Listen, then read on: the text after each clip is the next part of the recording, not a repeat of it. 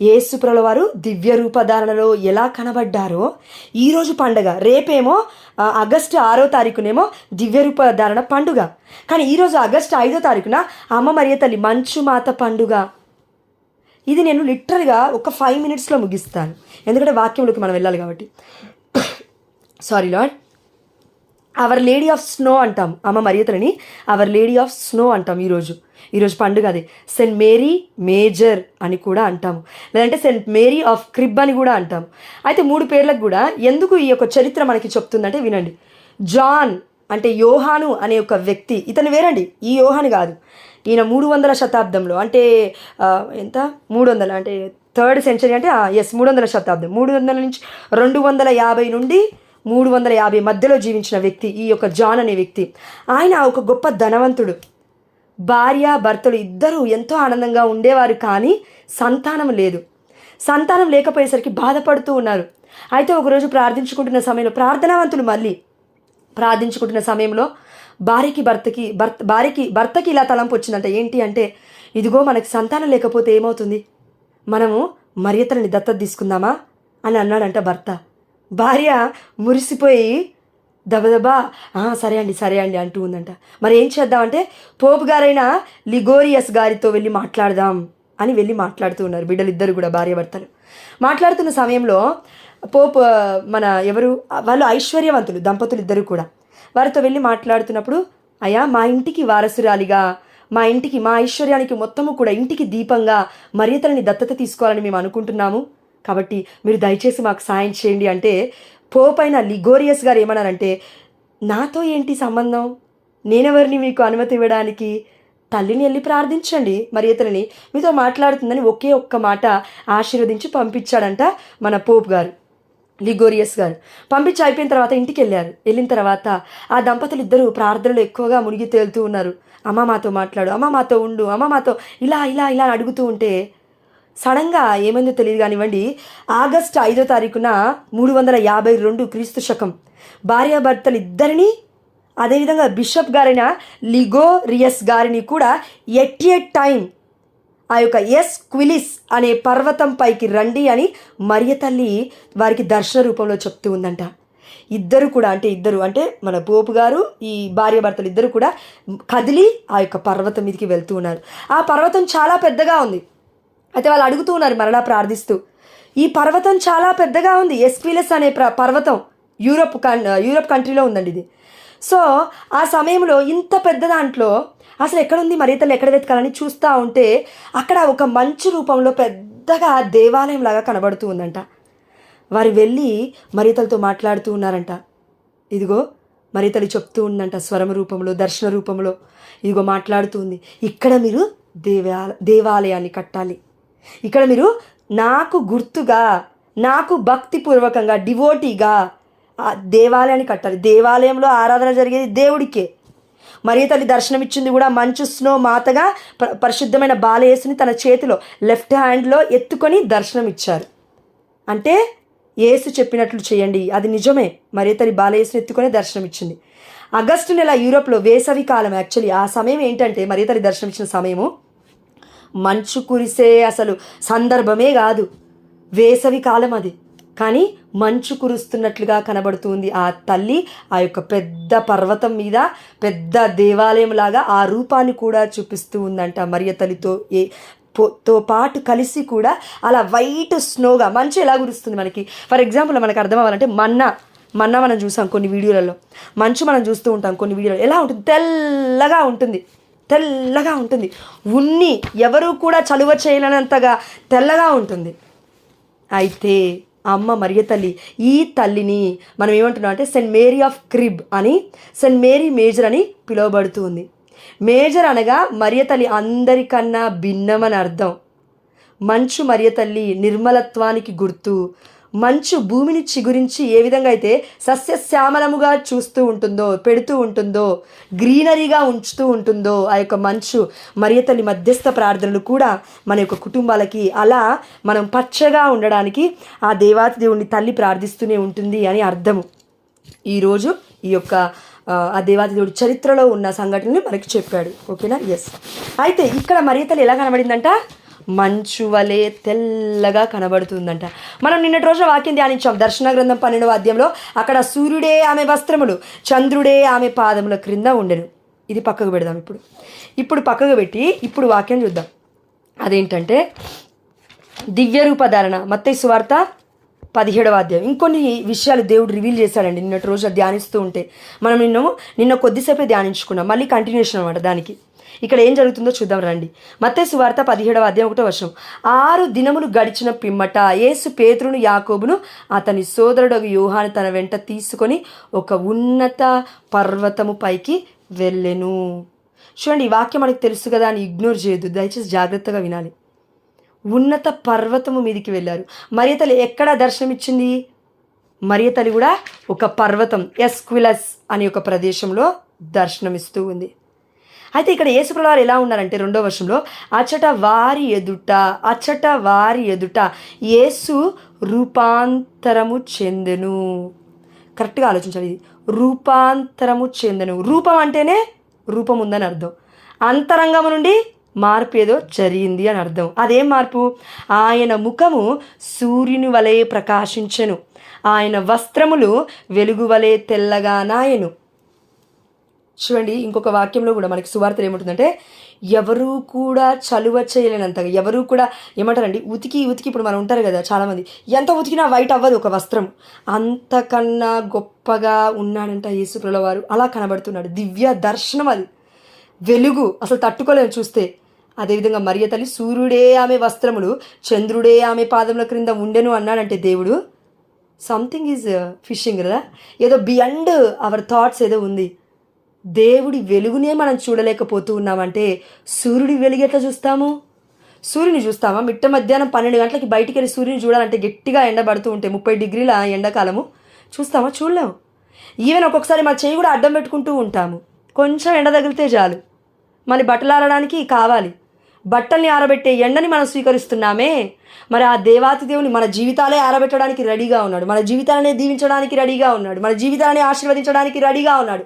మరి ఎందుకు ఆ దేవాతి దేవుని మనం స్వీకరించలేకపోతున్నామంటే కారణము మనం ఇంకను పాపములో జీవిస్తున్నాము అని అనుకోవటం. మనం విన్నది కరెక్టే, వాక్యం కరెక్టే విన్నాం. పాపములో మనము జీవించట్లేము ప్రియమైన బిడ్డ. ఓకే, కన్ఫెషన్ చేయకుండా మేబీ 1 month 2 months లేదంటే పాపం మొత్తం చాలా భయంకరంగా ఉందంటే అది ఓకే అండి, అది పక్కన పెట్టండి. కానీ ఈవెన్ రెగ్యులర్గా కన్ఫెషన్ చేసే వాళ్ళం కూడా మనం ఇలా ఆలోచిస్తున్నామంటే అది సాతాను ఆత్మ, దేవుడు ఆత్మ కాదు. వాడు ఏమంటాడంటే అయిపోయింది ఇక నీ పని అయిపోయింది, పో, ఇంకా నువ్వేం చేయలేవు. దేవుడు ఏమంటాడు తెలుసా? బిడ్డ నా కృప నీకు చాలును రా అంటాడు. అందుకే ఆ దేవాదేవుడు ఈరోజు మనందరికీ ఏం చెప్తానంటే నేను రూపాంతరము చెందాను, నువ్వు కూడా రూపాంతరము చెందడానికి ఈ పర్వతం మీద నేను రూపాంతరం చెందాను. ఇక్కడ ఏ పర్వతం? తాబోరు పర్వతం పైన. ఎలా జరిగింది ఈ రూపాంతరం? ఆ దేవాతి దేవుడు చూపిస్తూ ఉన్నాడు. ఈ రూపాంతరము జరిగిన తర్వాత ఆ దేవాతి దేవుని తనకు తానుగా వ్యక్తపరుచుకున్న తర్వాత, చూపించిన తర్వాత కల్వరి కొండ పైన మరలా చూపిస్తూ ఉన్నాడు రూపాంతరాన్ని. రూపాంతరం ఎక్కడ జరిగింది? కల్వరి కొండలో జరిగింది. మొదటిగా మనం చదివాం కదా, యోహాను సువార్త 19వ అధ్యాయం 34వ వచనం. ఒక వ్యక్తి పొడిస్తే 7 నుండి 9 గంటల తర్వాత రక్తం మొత్తం పోయిన యేసుప్రభువు వారికి ఒక ఊట వలె రక్తం రావడం ఏంటి? పొడిస్తే ఊట వలె రక్తం రావడం ఏంటి? అప్పటికి పరిశుద్ధమైన గ్రంథంలోన లేకపోతే మనకి 14 సార్లు మనం ధ్యానించున్నాం ఏమని? రక్తధారలుగా తన రక్తం మొత్తము కారిపోతూ ఉంది. అది చూసిన మరియ తల్లి తట్టుకోలేకపోతుంది, ఎదురుపడింది. వెరోనిక వస్త్రం ఇచ్చింది. ఎంతోమంది ఏమేమో చేశారు. సిరియనియా సీమోనుడు కూడా వచ్చి సహాయపడుతూ ఉన్నాడు. అది చూసిన యూదులే భయపడ్డారు, రోమీలే భయపడ్డారు. ఈయన చచ్చిపోతాడో ఏమో కల్వరి కొండ మీదకి వెళ్ళకముందే. కాబట్టి సీమోనుని బలవంతం చేసి స్లీవను మొయ్యి అని చెప్తున్నారు. అంటే భయంకరంగా ఏదో జరుగుతుంది అక్కడ. రక్తము దారలై ఏరులై పాదముల క్రింద నుంచి కారుతూనే ఉంది. అందుకే మన పాదాలు ఎప్పుడూ కూడా దేవుడు త్రొట్టిల్లనివ్వడు ప్రియమైన బిడ్డ. ఎందుకంటే తన పాదాలు కరిగిపోయాయి, తన పాదాలు కందిపోయాయి, తన పాదాలు రక్తమడుగులో ఉన్నాయి. కాబట్టి we need spiritual eyes to see this vision. ఈ యొక్క విజన్ మనం చూడాలంటే అండి, నిజం చెప్తున్నాను, ఆ దేవాది దేవుడు ఇచ్చిన గొప్ప కృప మనందరికీ కూడా. క్రైస్తత్వములో కథోలికులం మళ్ళా మనం అందరికీ లేదు ఈ యొక్క అదృష్టం. అందరూ ధ్యానించారు 14 స్థలాలు. బట్ మనం ధ్యానిస్తూ ఉన్నాం, మనందరికి తెలుసు, వాక్యంలో కూడా వింటూనే ఉన్నాం. ఆయన యొక్క శరీరం మొత్తం భారం అయిపోతుంది. అడుగుకి కూడా ఎక్కడ నేను చచ్చిపోతానో అనుకుంటున్నాడు. అది అర్థమైన అసలు వాళ్ళకి బాధ పెట్టే వాళ్ళకి అసలు అర్థమవుతుందా?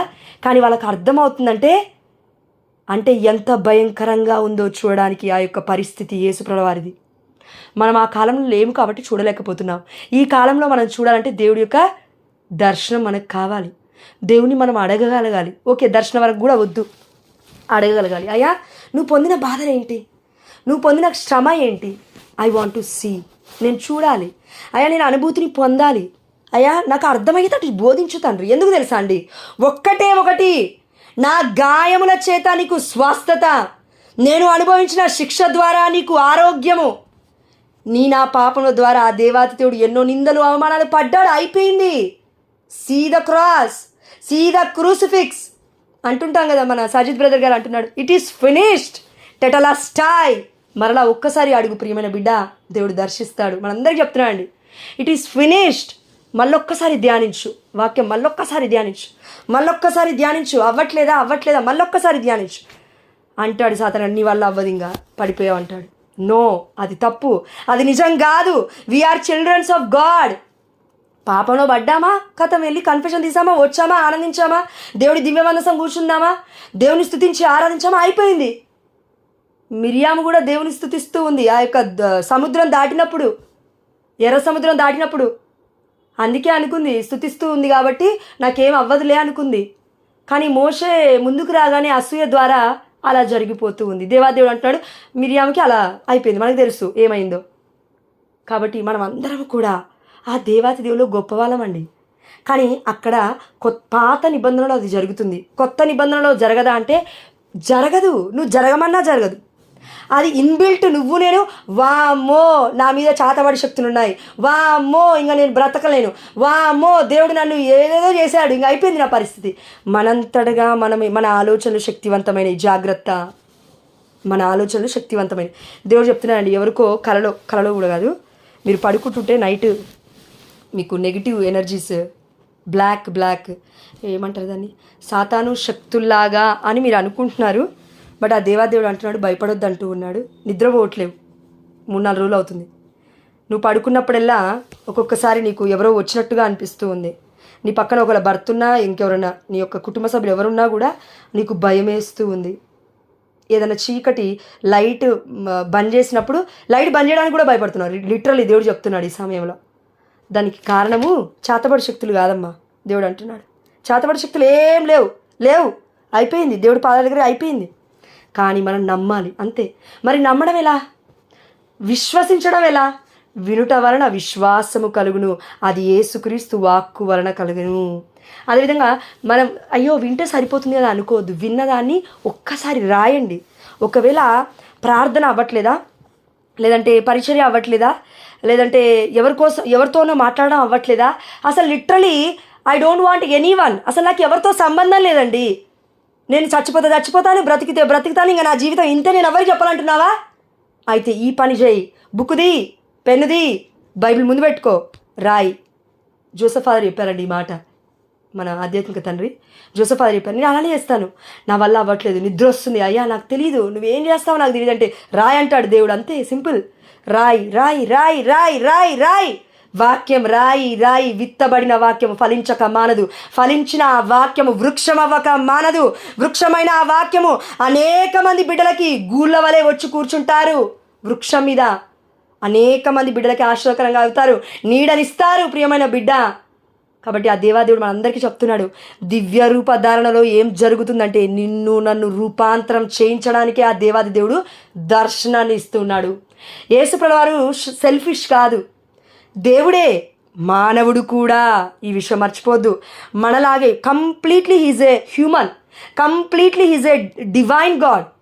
దైవత్వము కలిగిన వాడు సంపూర్ణముగా, అదేవిధంగా మానవుడు కూడా సంపూర్ణంగా.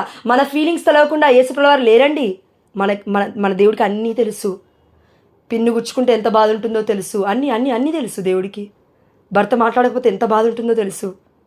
కానీ ఒకటి, ఆ దేవదేవుడు ఒక్కరికి చెప్తున్నానండి, ఒక్కరే ఈ 2-3 రోజులలో మేబీ తెలియదు కానివ్వండి, భర్తని నువ్వెంత ప్రార్థన చేసినా గుచ్చి గుచ్చి మాట్లాడడం, గుచ్చి గుచ్చి పాయింట్అవుట్ చేయడం, గుచ్చి గుచ్చి గుండు పిన్నులా కూర్చోడం మానేయమంటున్నాడు దేవుడు. మామూలుగా బాగుంటావు కొద్దిసేపు, దాని తర్వాత ఆయన ఏదైనా మాట్లాడగానే వెళ్తావు, వేరే రూమ్లోకి వెళ్తావు, వంటింట్లోకి వెళ్తావా, బెడ్రూమ్లోకి వెళ్తావు, ఇంకెక్కడికి వెళ్తావు, బయటకు వచ్చి మళ్ళీ అంటావు అదే మాట. మళ్ళీ దేవుని అడుగుతావు, దేవుడి వైపు చూస్తావు, ఏంటయ్యా ఇది? దేవుడు నోరు మూసుకోమన్నాడు కదా.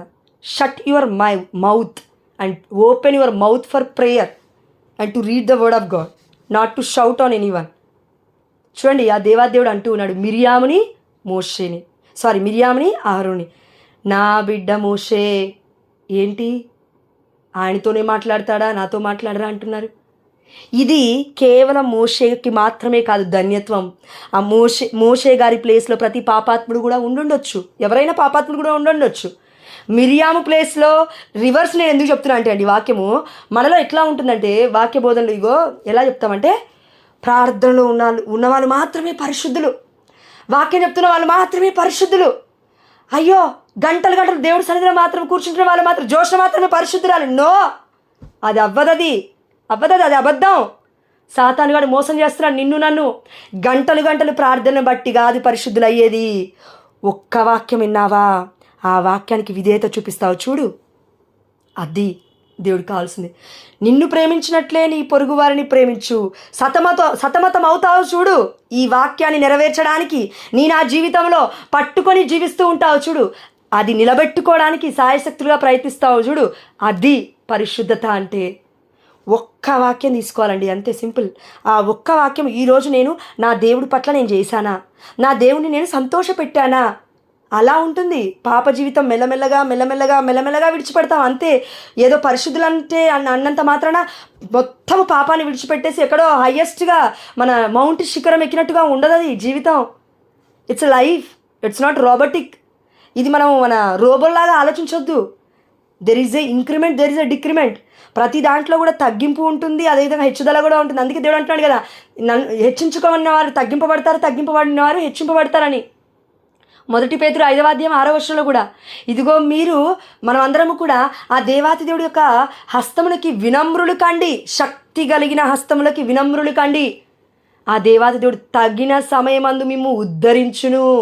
ఈ వాక్యం ప్రతి ఒక్కరికా పరిశుద్ధుడికి మాత్రమే అని ఉంది అక్కడ వాక్యం, ప్రతి ఒక్కరికి. ఎక్కడా బైబిల్లో దేవాతి దేవుడికి మించి పరిశుద్ధత గురించి ఎక్కడా మాట్లాడలేదు. పాపాత్మల గురించే ఉన్నాయి పరిశుద్ధమైన గ్రంథంలో ఎక్కువగా. కేవలం దేవుడు మాత్రమే పరిశుద్ధుడని ఉంది అంతే. మరి ఇతరుల గురించి చెప్పడం అంటే ఇంకా పరిశుద్ధాత్మ దేవుడి యొక్క కృప అది. కాబట్టి మనం అందరం కూడా ఈ రోజులలో చాలా మటుకండి మనలో వామ్మో ఇదైపోయింది అది అయిపోయింది విడిచిపెట్టేసి ముందుకు రమ్మని దేవాదేవుడు చెప్తున్నాడు. అయితే ఈ సమయంలో రూపాంతరం ఎలా చెందుతున్నాం మనం, యేసుప్రభువారు ఎలా చెందమంటున్నాడంటే ఒక్కటే అండి, సింపుల్. మనం దివ్య మనస్సు ముందుకెళ్ళి కూర్చుంటున్నాం. ఏ విధంగా అయితే సూర్యుడిని ఆ యొక్క పగలు మొత్తము చంద్రుడు చీకట్లో ఉంటాడు, అంటే కనబడు మనకి పగటి వేళ. చంద్రుడు ఏం చేస్తాడు, సూర్యుడు యొక్క ప్రకాశం మొత్తం తీసుకుంటుంటాడు. సూర్యాస్తమం అయిపోగానే ఇప్పుడు చంద్రుడు ఉదయిస్తున్నాడు, అంటే సూర్యుడి దగ్గర నుంచి వెలుగు తీసుకున్నాడు. అదేవిధంగా నువ్వు నేను కూడా దేవుడు మన దగ్గరికి వస్తున్నప్పుడు, లేదంటే మనం ఆశ్రయించినప్పుడు దేవుని ఇలా అడగాలి. 24 గంటలు ఆశ్రయించు, 24 గంటలు నువ్వు దేవుడి సన్నిధిలో ఉండు, దివ్యమందసం ముందు ఉండు. నీ యొక్క పిల్లల్ని విడిచిపెట్టు, నీ భర్తను విడిచిపెట్టు, నీ సమస్తాన్ని విడిచిపెట్టు, నా దగ్గరికి రా అని దేవుడు చెప్పలేదు. ఇట్స్ అ డిఫరెంట్ కాల్ ఉన్న వాళ్ళ గురించి నేను మాట్లాడట్లేనండి, మన గురించి కుటుంబ వ్యవస్థ గురించి మాట్లాడుతున్నాను నేను. డిఫరెంట్ కాల్ ఉన్న వాళ్ళు వేరు, పిల్లలు ఉన్నారు, జల్లలు ఉన్నారు, భర్త ఉన్నాడు, భార్య ఉండదు, ఒక్కటే ఇండివిజువల్గా ఉంటారు. లేదంటే యాజకులు కాకుండా ఇంకా వేరే వాళ్ళు ఎవరైనా బోధకులు ఉంటే వాళ్ళు అంతే, ఎక్కడికంటే అక్కడికి వెళ్ళాలి ఆ దేవాదేవుడు చెప్తే. అందరికీ కాదండి, వాక్యం కరెక్ట్గా అర్థం చేసుకోవాలి. కొంతమంది ఏమంటారంటే వాక్యం వారికి మీకు ఇష్టం వచ్చినట్టుగా ఉపయోగించుకుంటున్నారు. అవును, దేవాతి దేవుడు ఉపయోగించుకోమనే ఇచ్చాడు వాక్యాన్ని, చచ్చిపోతున్న వాడిని లేవనెత్తమనే ఇచ్చాడు వాక్యాన్ని. నువ్వు కాంటెక్స్ట్ వైజ్గా, థియాలజీ వైజ్గా నువ్వెళ్ళి నేర్చుకొని వస్తే, కాంటెక్స్ట్ వైజ్గా థియాలజీ చెప్తే ఎవరు వింటారు, ఎవరు వినరు? వాక్యం అలా చెప్తే ఎవరు వింటారు? బంధకాలలో మేము ఉన్నామక్క, ఇంకేదో పరిస్థితి అక్క మాదని చెప్తే థియాలజీకి రా అని చెప్తావా? బిడ్డలకి సమయం లేదు కదా. చూడండి, కీర్తనల గ్రంథం చూడండి, మన గ్రంథాలు మొత్తం చూడండి, ప్రవక్తల గ్రంథాలు మొత్తము. ఓకే, అక్కడ చూస్తే మనం ఏం చేస్తాం? ఇప్పుడు ఫర్ ఎగ్జాంపుల్ కీర్తన గ్రంథం 30వ అధ్యాయం 2వ వచనం ఉంది. ప్రభు నేను ప్రార్థించగా నీవు నాకు ఆరోగ్యము దయచేసితివి. ఆమె హల్లెలూయా. ఇప్పుడు ఆ ఒక్క వాక్యము చదువుతుంటే నీకేమనిపించింది? నాకు ఆరోగ్యం దయచేస్తాడు. ఇప్పుడు 30వ కీర్తన మొత్తం ఒక కాంటెక్స్టా? 30వ కీర్తన మొత్తం ఆ వాక్యాలు మొత్తం ఇప్పుడు నేను బట్టిఫై చేసుకొని చదవాలా? టైం లేదు కదా. ఏం చేయాలి? చచ్చిపోతున్నానేమో, కానీ దేవుడు ఒక్క వాక్యం ద్వారానే మాట్లాడాడు. రోడ్డు మీదకి నేను వెళ్ళినప్పుడు, లేదంటే పాంప్లెట్ ఎక్కడో కనబడింది, వాక్యం ఎక్కడో కనబడింది, దేవుడు ఇమేజ్ ఎక్కడో కనబడింది, ఒకే మాట మాట్లాడాడు. 100 మాటలు మాట్లాడు దేవుడు. ఎందుకంటే నువ్వు నేను అప్పటి వరకు ఆగం కదా, చచ్చిపోతాం కదా అప్పటిలోపు. ఒక్క వాక్యం చాలు. కానీ ఇది ఎప్పుడు మారుతుందంటే ప్రాటెస్టెంట్స్, క్యాథలిక్స్ ఈ వైస్ వర్సా వచ్చినప్పుడు దివ్యబలి పూజ గురించి మాట్లాడినప్పుడు అప్పుడు తీసుకురావాలి తెలివి. నీ నా జ్ఞానం అప్పుడు దిగాలి ఆ దేవాదేవుడు ఇస్తే. అంతే తప్ప ప్రతి దగ్గర నేను థియాలజీ వాడతాను, ప్రతి దగ్గర నేను CCC catechism of the Catholic church వాడతానంటే బిడ్డలు చచ్చిపోతారు అప్పలోపు. దేవుడు నిన్ను నన్ను పిలిచింది ఎందుకు? థియాలజీ చెప్పమనా? లేదు, నీకు తెలిసింది చెప్పమని చెప్పాడు దేవుడు. నీ యొక్క జీవిత అనుభవం ఏంటి చెప్పు, అంతే. దేవుడికి అంత సింపుల్. కానీ అందులో దేవుడు, పరిశుద్ధాత్మ దేవుడు వాక్యాలు చూపిస్తాడు. అది చెప్పాలి. చాలామంది అండి మన గ్రూప్లో ఇంతకుముందుకు జాయిన్ అయిన వాళ్ళు ఒకరు ఇద్దరు ఉండొచ్చు. వాళ్ళు అన్నారు చాలామంది, ఎట్లా అంటే వాక్యం ఇట్లా కాదు అట్లా కాదు, నీ ఇష్టం వచ్చినప్పుడు నువ్వు చెప్పుకో, నా ఇష్టం వచ్చినప్పుడు నేను చెప్పుకుంటా. పరిశుద్ధాత్మ దేవుడికి తెలుసు ఎవరేం చెప్తున్నారు. మనుషులు వద్దు, మనుషుల ఎంచబాట్లు మనకు వద్దండి. ఈమె బాగుందనిందా, ఆమె బాగుందనిందా, ఎవ్వరు బాగుందనరు. ఈరోజు క్రీస్తురాజ్ ఫాదర్ గారు ఒకరే చెప్పారండి, ఒక్కటే చెప్పాడు. ఏమన్నా తెలుసా? నిన్ను మెచ్చుకున్న వాళ్ళే నీ మీద తిరగబడతారు, జాగ్రత్త. నిన్ను మెచ్చుకున్న వాళ్ళే ఒకప్పుడు ఓ అని కిరీటాలు పెడతారు, సమయం వస్తే కిరీటం మొత్తం కిందేసి తొక్కుతారు. వాళ్ళ కాళ్ళ కింద లేదు మన జీవితం. దేవాది దేవుడు మన పాదాన్ని కూడా పట్టుకుంటూ ఉన్నాడు. ప్రియమైన బిడ్డ, ఆ బిడ్డను ఎలా అయితే తండ్రి పట్టుకుంటున్నాడు, రిచ్ మ్యాన్ దివ్యమందసం ఉంది అక్కడ. ఇలా ఉండాలి మన ఆలోచనలు. దేవుడు అంతే అండి. మనం అందరం కూడా రూపాంతరం ఎప్పుడు చెందుతున్నామంటే, దేవుడు యేసుప్రభువు వారు కల్వరి మీద రూపాంతరము మనమందరము కూడా దేవాతి దేవుని చూసి చెందాలని అర్థం. కల్వరి కొండ మీద చెందడం అంటే యేసుప్రభువు వారి యొక్క రక్తము, తన యొక్క దేహము మనం స్వీకరిస్తున్నాము. దివ్య మందస నాదుడిగా దివ్య ప్రసాదాన్ని మనం స్వీకరిస్తున్నాం. అందుకే కదా ప్రపంచంలో ఇన్ని అద్భుతాలు జరుగుతున్నాయి. హోలీ యూకరిస్టిక్ ముందు, ఆ యొక్క దివ్య మందసం ముందు ఇన్ని అద్భుతాలు ఎలా జరుగుతున్నాయి? ఆ దేవాతి దేవుడు దివ్యమైన రూపధారణ అందులో ఉంది. దైవత్వము కలిగిన దేవుడు మన తండ్రి యేసుప్రభువు వారు. అందుకే మోషే ఏలియాలు ముచ్చటిస్తూ ఉంటే, నిన్నటి రోజున వాక్యం విన్న వాళ్ళకి ఇది అర్థమవుతుందండి. మోషే ఏలియాలు ముచ్చటించారు. నిర్గమకాండంలో మోషే ముచ్చటించాడు, అవును. కానీ ఏలియా ముచ్చటించినట్టుగా లేదు కానివ్వండి, భయపడుతున్నాడు ఏలియా. కొండ బొరియలో వెళ్ళి దాచుకుంటూ ఉన్నాడు. కానీ మోషేని దేవుడు ఏమంటున్నాడు? మోషే, నా చేతిని నేను అడ్డం పెడతాను, నువ్వు వెళ్ళి కొండ బొరియలో దాచుకో. There is a difference. భయముతో దాచుకుంటున్నావా, లేదంటే దేవుడు దాచిపెడుతున్నాడు కాబట్టి దాచిపెడుతున్నావా? 2 కారణాలు ఉన్నాయి ఇక్కడ. సైతానుగాడు దాచిపెడతాడు మనల్ని ఒక్కొక్కసారి, నీకేం తెలియదు అంటాడు. దేవుడు ఏం చేస్తాడంటే ఒక్కొక్కసారి తన మహిమార్థమై నిన్ను నన్ను దాచిపెడతాడు. తన ఇష్టం వచ్చినట్లుగా దాచిపెడతాడు. ఒక్కొక్కసారి నీకు నాకు ఏదైనా హాని ఉందంటే దాచిపెడతాడు, ఏదైనా ప్రమాదం ఉందంటే దాచిపెడతాడు. ప్రతి మంచి పని కూడా మంచిదేం కాదు. ప్రతి ప్రీచింగ్, ప్రతి ఒక్క పరిచర్య కూడా మంచిదేం కాదు. ఒక్కొక్క ప్లేస్లోకి వెళ్ళకూడదు, ఒక్కొక్క ప్లేస్లోకి వెళ్ళొచ్చు. But be aware. దేవుని అడిగి బయలుదేరాలి ఎక్కడికైనా సరే. అందుకే మనం అందరం కూడా రూపాంతరం చెందినప్పుడు, అంటే లోపల అండి, ఓకే మనం బయటికి మమ్ము పోలి జీవించండి, మమ్ము పోలి ఉండాలి అని తండ్రి కుమార పరిశుద్ధాత్మ దేవుడు ఏ విధంగా అయితే ఆదికాండం 1:26 నిన్నటి రోజున మాట్లాడి ఉన్నాడో, అదేవిధంగా ఈరోజు ఆ దేవాతి దేవుని పోలి జీవించడం అంటే ఏంటి? నేచర్. ఇప్పుడు డివినిటీ, దైవత్వము, మానవత్వం, ఇదేంటి? ఇది ఒక గుణగణం, నేచర్ అంటాం ఇంగ్లీష్లో. నీకు నాకు కూడా ఈ నేచర్ ఉందమ్మా, ఇన్బిల్ట్ ఉంది ఈ నేచర్. ఎందుకంటే ఆ దేవాతి దేవుడే కదా మనలో ఊపిరి ఊదింది. ఆ దేవాతి దేవుడే కదా తన చేతులతో అమూల్యమైన బిడ్డలుగా మట్టి ముద్దను తీసుకొని కుమ్మరి ఏ విధంగా అయితే కుండని చేస్తాడో అంత అమూల్యమైన బిడ్డలుగా మనల్ని చేశాడు. కాబట్టి ఆ దేవాదేవుడు మనందరికీ చెప్తున్నాడు, నేను రూపాంతరం చెందాను. అక్కడికే అయిపోలేదు జీవితం, ఇప్పుడు నువ్వు చేయాలి. ఎందుకంటే యేసుప్రభువు వారు ఏమన్నారు? నన్ను అనుసరించండి. అనుసరించండి అంటే ఎక్కడి వరకు? కల్వరి కొండగిరి ఒక పాయింట్ ఆఫ్ టైం వరకేనా? కల్వరి పర్వతం మీది వరకు కూడా వెళ్ళాలి కదా. ఆనాడు మరియతల్లి జాన్, యోహాన్ గారే మాత్రమే లేరండి. వ్యభిచారంలో పట్టుబడిన స్త్రీ మగ్దలా మరియమ్మ గారు ఉన్నారు. ఇది మర్చిపోవద్దు. పరిశుద్ధురాలైన మరియతల్లి అక్కడ ఉంది. నా యొక్క ప్రియమైన శిష్యుడు అని చెప్తున్నా యోహాన్ గారు అక్కడ ఉన్నారు. కానీ మూడో వ్యక్తిగా హిస్టరీలో దాచిపెట్టబడిన పునీతురాలైన మరియా మగ్దలేనమ్మ గారు ఒకప్పుడు పాపాత్మురాలే. ఎందుకు పునీతురాలైందంటే యేసుప్రభువు వారి కల్వరి కొండ దగ్గర గిరి దగ్గర కూడా విడిచిపెట్టలేదు కాబట్టి, రూపాంతరము చెందడానికి అక్కడికి వెళ్ళింది కాబట్టి, అసలు దేవుడు ఎలా మరణిస్తున్నాడో నేను చూడాలి, దేవుడి కోసం నేను నిలబడాలి అని ఆ యొక్క బిడ్డ వెళ్ళింది కాబట్టి అనేకులకు ఆశోకరంగా ఇప్పుడు పునీతురాలుగా అయ్యింది. మన ప్రయాణం కూడా ఒక్కసారి మొదలు పెట్టామా క్రీస్తులో, వి షుడ్ ఫాలో. వెనక్కి తిరిగి చూడొద్దు. జాగ్రత్త ప్రియమైన బిడ్డ. ఎందుకంటే ఆనాడు సొదొమ గొమొర్రా కాలిపోతున్నప్పుడు వెనక్కి తిరిగి చూడొద్దు నువ్వు అని అన్నప్పుడు లోతు భార్య తిరిగి చూసిందా లేదా? ఉప్పు స్తంభం అయిపోయింది. ఉప్పు స్తంభం అంటే విగ్రహమే, ఇంకా కదలదు. ఏం చేసినా నిజంగా ఉందంట ఇజ్రాయెల్ దేశంలో ఉప్పు స్తంభం. ఆమె అట్లా అయిందంట. మనం కూడా అంతే. వెనక్కి తిరిగి చూస్తే అన్నీ ఆగిపోతాయి మన యొక్క శరీరంలో, అన్నీ నిర్జీవమైపోతుంటాయి మన శరీరంలో. నన్ను నేను చూసుకున్నప్పుడు వామ్మో నేనేం చేయలేను, ఇంకా నా పని అయిపోయింది. అదేవిధంగా ఇంకొక విషయం కూడా ఉందండి ఇక్కడ. లోతు భార్య వెనక్కి ఎందుకు తిరిగి చూసిందంటే మేబీ అయి ఉండొచ్చు, తన ఆస్తిపాస్తులు అంతస్తులు అన్నీ వదులుకొని ఇప్పుడు వెళ్ళాలా ఈ అడవి ప్రాంతానికి అనుకుందేమో. అన్నిటినీ విడిచిపెట్టడానికి సిద్ధంగా ఉంటేనే దేవుడు అంటూ ఉన్నాడు ఒక మాట. ఏమని అన్నాడు? మత్తయి సువార్త 16వ అధ్యాయము 24వ వచనము, నన్ను అనుసరింపగోరువాడు తన్ను తాను పరిత్యజించుకొని తన సిలువను ఎత్తుకొని నన్ను అనుసరింపవలను. తన ప్రాణమును కాపాడుకొను చూచువాడు దానిని పోగొట్టుకొనును. నా నిమిత్తమై తన ప్రాణమును దారపోయేవాడు దానిని దక్కించుకొనును.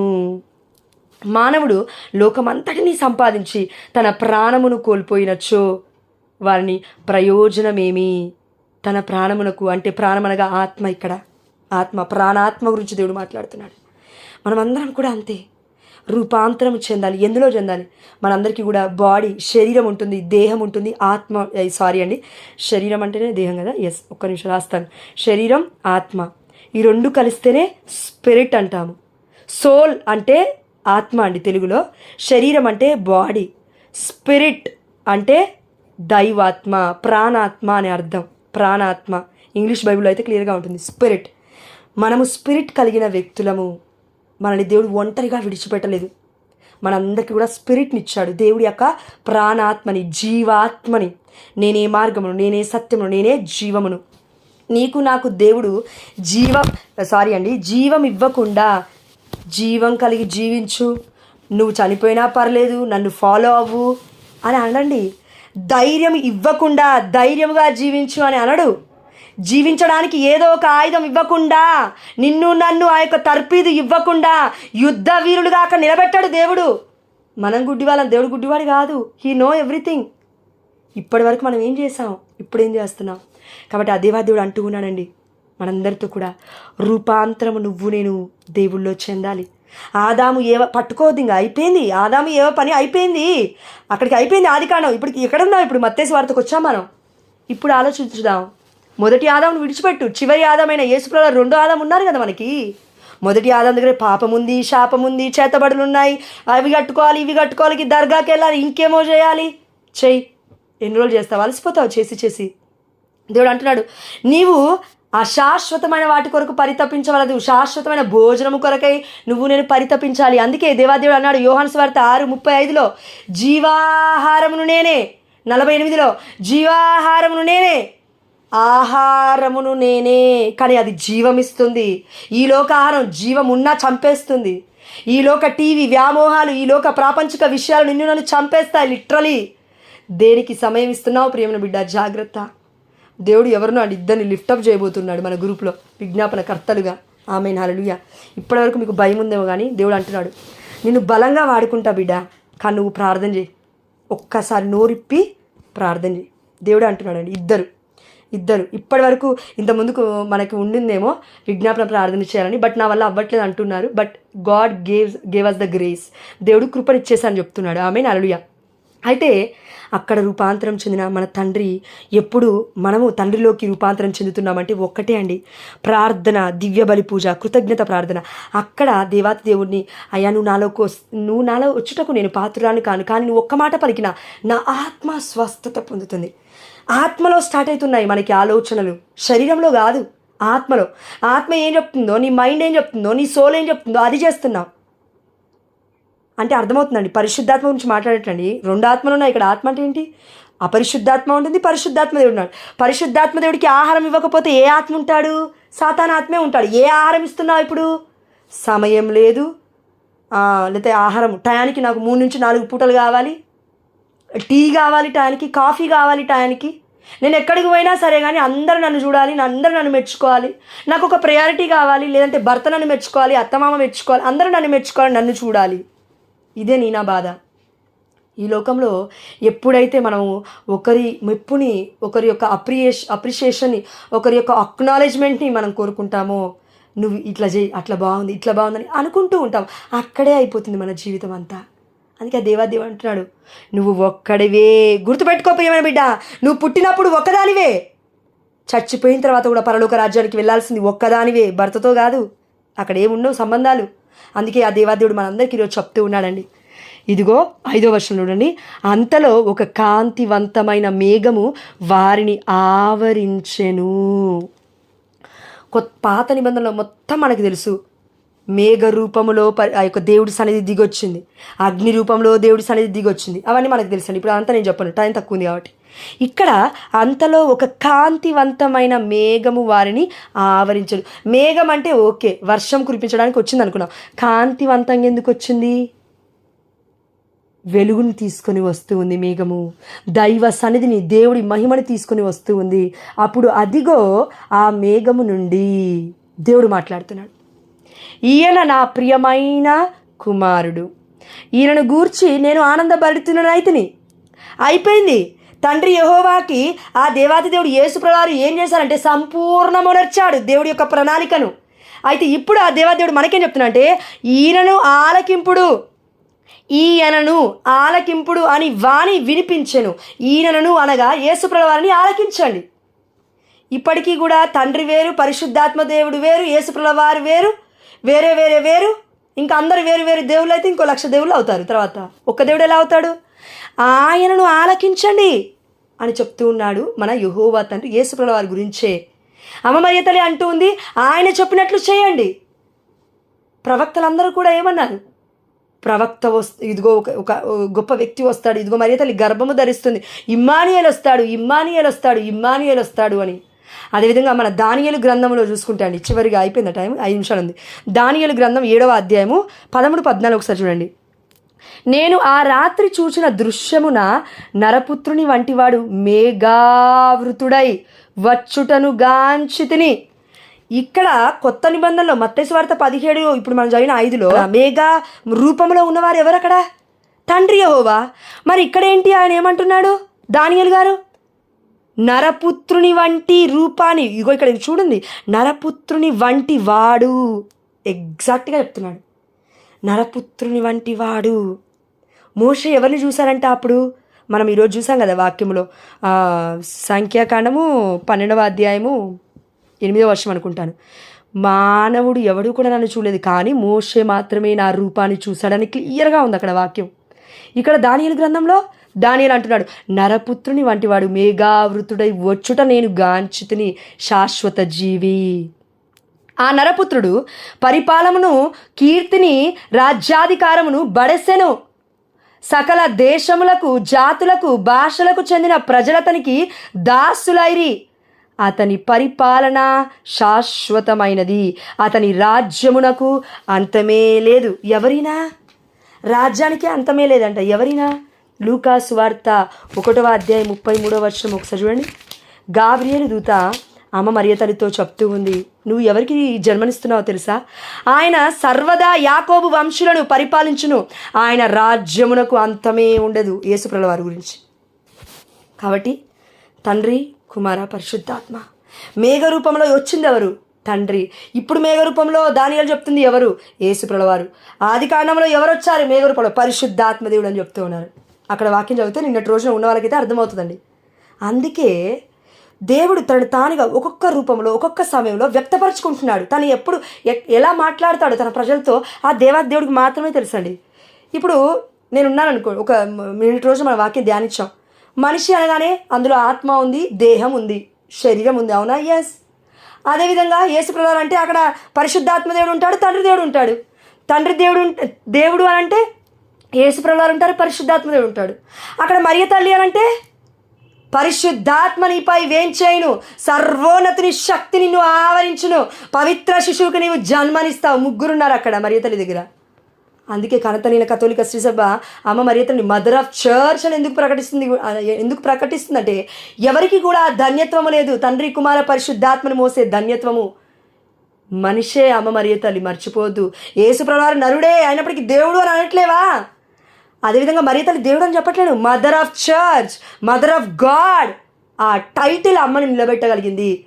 అంటే టైటిల్ ఇచ్చాడంటే దేవాదేవుడు ఊరికే ఇస్తాడా నామాన్ని? ఇదిగో యావే తండ్రి అంటూ ఉన్నాడు మన మోషతో, ఇదిగో నేను నా మంచితనం అంతయు నీ ముందట సాగిపోనిత్తును. నిర్గమాకాండం 33:14 అనుకుంటాను. నా మంచితనం అంతయు నీ ముందట సాగిపోనిత్తును. మంచితనం అంటే నెగిటివిటీ కూడా ఉందా? చెడుతనం కూడా ఉందా? ఉంది.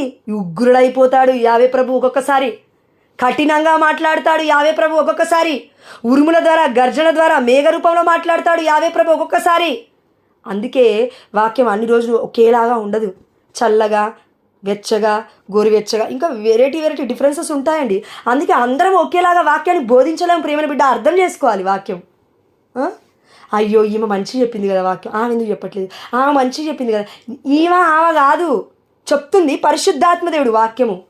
ఇప్పుడు నేను కాకుండా ఎవరు చెప్పిన వాక్యము పరిశుద్ధాత్మదేవుడు. వినగలిగిన చెవులున్నవాడు వినుగాక, కానీ వినసొంపుగా ఉండాలంటే పరిశుద్ధాత్మదేవుడు మాట్లాడాలి. అందుకే ఆ దేవుడు మనందరికీ చెప్తున్నాడండి. దానియేలు చూస్తున్నాడు, ఎక్కడ దైవ దర్శనాన్ని చూస్తూ ఉన్నాడు. చూడండి, మనమందరం కూడా ధన్యులము. ఎందుకు తెలుసా? మత్తయి సువార్త అయిపోయింది టైం, ఉంది. చూడండి, మత్తయి సువార్త 17వ అధ్యాయం అండి. ఒక గొప్ప విషయం ఇక్కడ ఉంది. అదేంటంటే ఒక ఉన్నత పర్వతముకి వెళ్ళిన తర్వాత యేసుప్రభువు వారు 7వ రోజున, సబాత్ డే, విశ్రాంతి దినము, దేవుణ్ణి ఆరాధించాల్సిన దినము, ఆ రోజున రూపాంతరం చెందుతున్నాడు.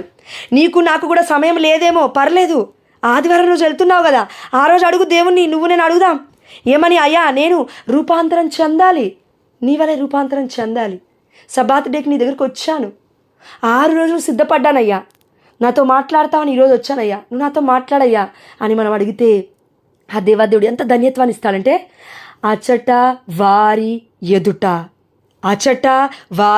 ఎదుట, ఎవరి ఎదుట? ఈ లోకములో జీవిస్తున్న పాపాత్ములు అనబడిన ఇదిగో ఆ యొక్క చేపల జాలరులైన పేతురు, యాకోబు, యోహాను గారులకి ఆ దేవాతి దేవుడు అచ్చట దర్శనమిస్తున్నాడు. ఎవరెవరు ఇస్తున్నారు? కేవలం యేసుప్రభువు వారు కాదు, కేవలం తండ్రి యెహోవా కాదు, కేవలం పరిశుద్ధాత్మ దేవుడు కాదు, దివ్య జీవులు అనబడుతున్న పాత నిబంధనలో ఎక్కడో చనిపోయిన మోషే, ఏలియాలు కనబడుతున్నారు వారికి. అంటే అక్కడ మొత్తము దైవ రాజ్యాన్ని వాళ్ళు చూస్తున్నారు. ఎంత ధన్యులు కదండి. ఈరోజు మనము కూడా ధన్యులమే. వాళ్ళందరూ దైవరాజ్యాన్ని, దేవుడి రాజ్యాన్ని బయట చూస్తున్నారు. మనం మన అంతరంగంలో చూస్తున్నాం, మన హృదయంలో చూస్తున్నాము, మన నోటిలో చూస్తున్నాము. దివ్య సప్రసాద నాదుని లోకొంటున్నప్పుడు మనలో పెద్ద ఒక అనుభూతే జరుగుతుంది. దాని పేరే రూపాంతరం. మనం రూపాంతరం చెందడానికి ఆ దేవుళ్ళు మనలోకి వచ్చాడు. ఎక్కడో బయట రూపాంతరం చెంది ఇదిగో నేను దేవుణ్ణి అని చెప్పట్లేదండి. ఇప్పుడు యేసుప్రభువు వారు నీలో నాలోనే రూపాంతరం, అది మనం విశ్వసించట్లేము అంతే. అందుకే అండి ఆ దేవాదేవుడు అంటున్నాడు, ఇదే అద్భుతం. Don't search for anything, don't run for miracles. ఎవరో అద్భుతాలు చేస్తున్నారు, ఎవరి దగ్గరకో వెళ్ళాలని కాదండి. వెళ్ళడం తప్పు కాదు, మంచిదే. అభిషేకం ఉన్నప్పుడు వెళ్ళాలి. ఇప్పుడు సాజిద్ బ్రదర్ అయినా, మన జోసఫ్ ఫాదర్ అయినా, ఇంకెవరైనా ప్రీస్టులైనా చూడండి, ఎవరి దగ్గరికైనా మనం వెళ్ళాలండి, తప్పు లేదు. కానీ వెళ్ళొచ్చిన తర్వాత మన పరిస్థితి ఏంటి? ఎలా ఉన్నాం మనం? వాక్యం చదువుతున్నాం, అవును, వాక్యం చదివినప్పుడు కూడా శోధిస్తాడు సాతాను గాడికున్న పనే అది. యేసుప్రభువు దగ్గరికి మత్తయి సువార్త 4వ అధ్యాయం మనం చూస్తే వచ్చాడంట సాతాను, ఇదిగో శోధిస్తూ ఉన్నాడు. యేసుప్రభువు ఒక్కటే మాట, it is written in the Bible. ఏ మానవుడు కూడా, ఇదిగో మానవుడు కేవలం రొట్టె వలన కాక దేవుడు వచించు వాక్కు వలన జీవించును. ఇది ఎప్పుడైతే మనము క్రియల ద్వారా సాతాను బెంబెలెత్తిపోయేలాగా మనం చేస్తామో అప్పుడు వెళ్ళిపోతాడు అక్కడి నుంచి సాతాను. అందుకే జోసెఫ్ ఎడిటివ్ ఫాదర్ గారండి, ముగిస్తాను. జోసెఫ్ ఎడిటివ్ ఫాదర్ గారు ఏం చెప్పారు తెలుసా? నాకు బలంగా ముద్రించుకుపోయిందండి. నాకు ఒకప్పుడు జోమన్ ఫాదర్ ఏ విధంగా అయితే వాక్యం చెప్పినప్పుడు, జోమన్ ఫాదర్ గారు యాక్చువల్లీ ఇంగ్లీష్లో చెప్పేవారు, తెలుగులో చెప్పారు, నాకు అర్థం కాకపోయింది. నిజంగా లిటరల్లీ చెప్తున్నాను. నా ప్రార్థన దేవుడు విన్నాడు. నేను అన్నాను దేవుడితో, అయ్యా నువ్వు చెప్పాలి కదా, ఫాదర్ ఎంత చెప్పినా నాకు అర్థం కావట్లేదు. పరిశుద్ధాత్మ దేవుడు చెప్తేనే అర్థమవుతుందని సొలొమోను జ్ఞాన గ్రంథం చదివినప్పుడు నాకు అర్థమైంది. దేవాదేవుడు రివీల్ చేశాడు. నేను అన్నాను దేవుడితో, అయ్యా జోమన్ ఫాదర్ చాలా సమయాన్ని తీసుకొని చెప్తున్నాడు బిడ్డ, కానీ నాకు అర్థం అవ్వట్లేదు. ఒక్క విషయం చెప్పడానికే జోమన్ ఫాదర్ని దేవుడు అంటే నా జీవితంలో దేవుడు ఎంటర్ చేశాడండి నిర్మలాక్క ద్వారా. ఏమనంటే, కథోలిక శ్రీసభ కోసం నిలబడు, ఇది డిఫెండ్ ద క్యాథలిక్ ఫెయిత్. ఇప్పటికి కూడా దేవుడు విడిచిపెట్టాడు. అందుకే ఎవరిని నెగిటివ్ చేయడం కాదు కానివ్వండి, సమయం సందర్భం వస్తేనే మాట్లాడడం అంతే. అందుకే ఆ సమయంలో దేవుడు ప్రార్థన విన్నాడు. జోమన్ ఫాదర్ గారు నెక్స్ట్ డే నుంచి మళ్ళీ చెప్పలేదు వాక్యం ఇంగ్లీష్లో. అక్కడికి వెళ్ళినప్పుడు, ఎర్రగుడికి వెళ్ళినప్పుడు, శ్రీకాకుళంకి వెళ్ళినప్పుడు ఫాదరే పిలిచి మరి ఆ ఫాదర్ని అడిగాను, ఫాదర్ ఇలా వస్తున్నాను ఫాదర్ అంటే, రామ్మ మా ప్యారిష్ కూడా అన్నారు. చూడండి, అంటే పరిశుద్ధాత్మ మీద ఆధారపడు. మనుషుల మీద ఎక్కువ రోజులు ఆధారపడలేం. ఫర్ ఎగ్జాంపుల్, తప్పుగా అనుకోదు, ఒక ఫాదర్ని ఎక్కువగా ఇష్టపడ్డాం, స్పిరిచువల్ ఫాదర్. సడన్గా ఏమైందో తెలియదు. మొన్న మా థోమస్ ఫాదర్ చనిపోలేదా? చనిపోయాడు. ఏమైంది? ఒక రోజు మొత్తం నిట్టూర్పు విడిచాము. వారం రోజులు పట్టింది నాకు కోలుకోవడానికి. ప్రియమైన బిడ్డ, ఫాదర్ని కోల్పోతే దేవుని కోల్పోయినట్టేనా? కాదు కదా. ఇక్కడ ఈ లోకము అశాశ్వతమైనది నీకు నాకు తెలుసు కదా. అందుకే అండి, మనం ఎక్కడ మన యొక్క ఆలోచనలు స్టిక్ అవుతున్నాయి, ఎక్కడ మన యొక్క ఆలోచనలు ఇట్లా ఏమంటారండి ఒకరి మీద ఆధారపడుతున్నాయి, జాగ్రత్త. కంప్లీట్ ఆధారం దేవుడై ఉండాలి. ఇర్మియా గ్రంథం 17:5 మనం చూసాము, దేవుణ్ణి విడిచిపెట్టకుండా ఉండాలి అంతే. దేవుణ్ణి విడనాడి మానవుడిపై ఆధారపడివాడు శాపగ్రస్తుడు. ఆయన వల్ల మాత్రమే అద్భుతాలు అవుతున్నాయి. ఈ జోష వల్ల మాత్రమే అద్భుతాలు అవుతున్నాయి, లేదంటే ఇంకెవరి వల్లనే అద్భుతాలు అవుతున్నాయి, ఒక్క ఫాదర్ వల్లనే ఇది విగ్రహారాధన అంటారు దీన్ని. పరిశుద్ధాత్మ వల్ల అద్భుతాలు అవుతున్నాయి, అతనిలో ఉన్న దేవుడి వల్ల అద్భుతాలు అవుతున్నాయి. ఎప్పుడైతే నేను దేవుని మహిమపరచడం నేర్చుకోమో అప్పటి వరకు ఈ బంధకం తప్పదు. దేవుని మహిమపరచాలి. మన గ్రూప్లో చాలామందికి స్వస్థతలు అవుతున్నాయి, నోరు మెదపట్లేరు, నోరు కదపట్లేరు. How you will see the miracles in future? ఇన్ని రోజులు అన్నారు కదా, మనం అందరం అన్నాం కదా, నాతో పాటు ఇంక్లూడింగ్ మీ జోష్నతో పాటు అద్భుతాలే. దేవుడు మాట్లాడుతున్నాడు కదా, మరి అద్భుతాలు జరిగినప్పుడు మరి పంచుకోవాలి కదా, మరి పంచుకోవట్లేవేంటి? దేవుని మహిమపరచట్లేవేంటి? జోష్ని కాదు మహిమపరచాలి, దేవుని మహిమపరచాలి కదా. మొన్న నేను 1 వీక్ వెళ్ళినప్పుడు చెప్పారండి చాలామంది అక్క వాళ్ళు ముందుకొచ్చి సాక్ష్యం పంచుకున్నారండి. Glory to God. దేవుడికి సమస్త ఘనత మహిమ ప్రభావములు చెల్లుగాక. ప్రియమైన బిడ్డలారా, ఈరోజు ఆ దేవదేవుడు మన అందరికీ చెప్పేస్తాడు. అయిపోయింది ఇంకా వాక్యం అంతే, సింపుల్. రూపాంతరం చెందడం పైన నా యొక్క ఫోకస్ పెట్టాలి. అంతరంగంలో ఆటోమేటిక్గా అది జరుగుతుంది. You need not to spend single rupee. నేను ₹1 పెట్టాల్సిన అవసరం లేదు. రక్తం ఎక్కించుకోవడానికి హాస్పిటల్కి వెళ్తే లక్షలు గుంజుతారు అక్కడ. కానీ దేవుడి దగ్గరికి రక్తం ఎక్కించుకోవడానికి వెళ్తే ₹1 అవసరం ఉండదమ్మా. ప్రియమైన బిడ్డ, రక్తము ఫ్రీగా ఇచ్చాడు దేవాది దేవుడు. ఇదిగో నేను నా రక్త ప్రోక్షణ ద్వారా మిమ్మల్ని రక్షించి ఉన్నాను. ఆమేన్. కానీ ఈ రక్తాన్ని ఎంతమంది మనం ఫ్రీగా స్వీకరించిన వాళ్ళని అమూల్యమైన దానిగా స్వీకరిస్తున్నాం. చూడండి, ఎంతోమంది నేను చర్చెస్కి తిరుగుతున్నప్పుడు వాళ్ళు అంటున్నారు, అమ్మా గురువులండి, పెద్ద గురువులే, మన యాజకులు అంటున్నారు, వాళ్ళు పెద్దోలే అండి, చిన్నోళ్ళైనా నా ముందు పెద్దోలే, ఎందుకంటే ఆ దేవాదేవుడు ఇచ్చాడు కాబట్టి గురువుల్ని. అయితే గురువులు ఏమన్నారంటే, అమ్మ ₹5 తీసుకో, ₹10 తీసుకో ఒక్క జపమాలకి, అట్లా ఫ్రీగా నువ్వు ఇస్తే వాళ్ళు పక్కన పడేసిపోతారన్నారు. నేను ఫాదర్, నాకు కావాల్సింది దేవుడి దగ్గర నుంచి ఆశీర్వాదం, వాళ్ళ మెప్పులు కాదు. ₹5 ₹10 నథింగ్. దేవాదేవుడు నాకెంత ఇస్తున్నాడో నాకు తెలుసు, ఆ దేవుడికి తెలుసు. ఇంకా మనుషుల దగ్గర ₹5 ₹10 వై షుడ్ ఐ బెగ్? నేనెందుకు అడుక్కుంటాను? నాకేం పరిస్థితి? నాకు ఐశ్వర్యవంతుడైన నా తండ్రే ఉన్నాడు. చూడండి, అంటే నేను ఫాదర్తో ఇలా చెప్పలేదు, మీతో చెప్తున్నా. నేను ఫాదర్తో అన్నాడు, అవసరం లేదు ఫాదర్, వద్దు ఫాదర్ అన్నాను. అంటే నేనేం చెప్తున్నా అంటే అండి, ఐశ్వర్యవంతుడు దగ్గరున్నారు యేసుప్రభుల వారు. రూపాంతరం చెందించడానికి మన పక్కనే ఉన్నారు, మనలోకే వస్తున్నారు. ఇప్పటికీ కూడా మనం వ్యాధిగ్రస్తులమేనా? ఇప్పటికీ కూడా మనం ఏంటండి పిచ్చి మాటలన్నీ మాట్లాడుతూ ఉన్నాం. మనం తెలియట్లేదు మనకేం మాట్లాడుతున్నాం. మనలో దేవుడున్నాడు. అర్థమవుతుందా? మనలో దేవుడున్నాడు. మన కొలస్సీలకు రాసిన లేఖ 1:27 క్రీస్తు నాలో ఉన్నాడు. అధైర్యపడుతున్నావా? ఇలా చెప్పుకో. కొలస్సీలకు రాసిన లేఖ, కొలస్సియో 7 అని నాకు గుర్తులేదు, కొలస్సీలకు రాసిన లేఖ 1:27లో క్రీస్తు నాలో ఉన్నాడు. యేసుప్రభుల వారు అనుగ్రహించు శక్తిచే నేను అన్నిటినీ చేయగలను. ఫిలిప్పీ 4:13 అక్క ఎత్తిపట్టి ప్రార్థిస్తుంది కదా. ఎస్. కానీ ఇదంతా ఇదంతా జరగాలంటే ఫ్రాక్షన్ ఆఫ్ సెకండ్స్లలో నువ్వు నేను మాట్లాడుకున్న ఇంత ఈజీ కాదు జరగడం, అంత ఈజీ కాదు. రోబోకి ఒక కీ పెట్టి తిప్పగానే బుడుబుడు బుడు అనుకుంటే ఉరుకుతుంది కదా, అది అలా కాదు. కీ పెట్టినట్టు కాదు జీవితాలు. జీవితం ఇది పుణ్యముగా పవిత్రముగా జీవించాలంటే, పాపాన్ని రోజు పరిత్యజించాలంటే చుక్కలు కనబడతాయి ప్రియమైన బిడ్డ, కానీ దేవుడు తోడై ఉన్నాడు. ఇది కావాలి మనకి. మొన్నటి రోజున మా అక్క ఫోన్ చేసి మాట్లాడుతూ ఉంది, అంతా బాగున్నామమ్మ. మా అమ్మ ఫోన్ చేసి మాట్లాడుతూ ఉంది, డాడీలో మార్పులమ్మ. మా అన్నయ్య వదిన ఫోన్ చేసి మాట్లాడుతూ ఉన్నారు, చాలా గొప్పగా ఉంది అనుభూతి. ఏం జరిగిందో తెలియదు. ఎవరు కూడా మళ్ళీ రిట్రీట్కి రాలేదు ఇప్పటివరకు. ఏం జరిగింది? మీ దీవెనలు, మీ ప్రార్థనలు. మీరు నన్ను దీవిస్తుంటే నా కుటుంబాన్ని దేవుడు దీవిస్తూ ఉన్నాడు. అదేవిధంగా ఒకరి కోసం ఒకరం ప్రార్థన చేసుకోవడం చాలా ముఖ్యమైన పని, చాలా అద్భుతమైన పని. అయితే అడుక్కోవాల్సిన అవసరం లేదు. మనం ఒక్కటే, పరిశుద్ధాత్మ దేవా, నీ బిడ్డలని ప్రేరేపించి నా కోసం ప్రార్థించడానికి బిడ్డలకి మంచి హృదయాన్ని దయచేయి తండ్రి. అంతే. ఆ బిడ్డల కోసం నువ్వు ప్రార్థించు, తిరిగి వాళ్ళు నీ కోసం ప్రార్థిస్తారు. అంతే, సింపుల్.